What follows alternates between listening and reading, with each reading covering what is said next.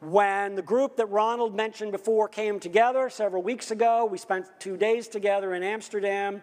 Among several of the things that we focused on were 6 tension areas that came out of interviews that we did in preparation for that session. These were typical.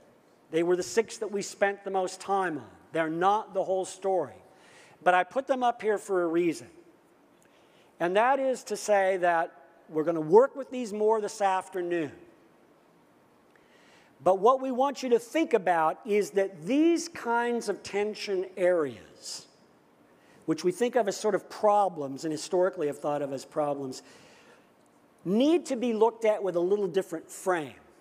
That this whole idea of a granular approach to managing your business, to creating business strategies, and then managing the business in those same granular kinds of focus points is a reframing that should cause us to be thinking about that nexus as an opportunity at least as much as we think about it as a problem to solve. We need to get sort of out of our minds the idea that this shared responsibility and that this shared reporting relationship is a problem to solve, and instead treat it as an opportunity to do more with the assets and the people that the company has than if we kept the organization simple.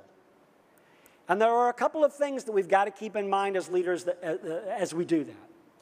One is that we've got to get very clear about the things that we're going to get involved in and the things that we're going to let go of. Trust is the glue that makes the matrix work. And one of the strongest showings of trust among peers in this model is when one says, I don't need to be involved in that decision because I trust you will handle it on my behalf. I don't need to attend this particular meeting because I know you're going to be there and that I can trust you'll represent my needs. So it is about getting some priorities set among these things. And one of the ways that this experienced complexity, the unrewarded complexity, is reduced is with that kind of relationship building that happens among the players. An easier thing to do if we can get to some clarity. And this is the introduction, and this is the point of the afternoon's exercise. What Procter & Gamble and IBM and Nike and a handful of other companies have learned is that there really are, at the end of the day, 3 factors that make these matrix organizations work. And we need to deal with all 3 of them. One is having the right operating mechanisms. And we have work to do here.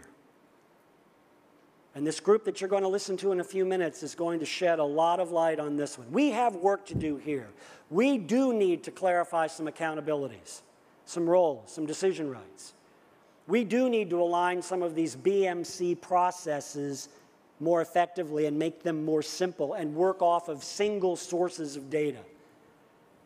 And we do need to make sure that the metrics and the incentives are lined up in a way that we're driving the right behavior in that partnership.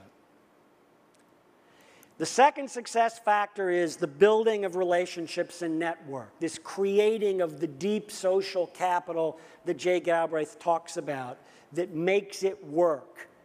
Creating forums and opportunities like this for people to spend time together. Digital communications are terrific tools, but nothing replaces human interaction.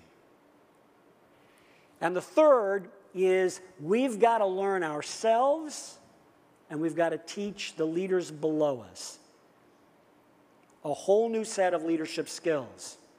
I call them boundary-spanning leadership and behavior. It includes things like relying on stronger influence skills instead of formal authority for decision taking. It's about getting talent into jobs against different criteria of selection. Learning agility is one that's been very well documented.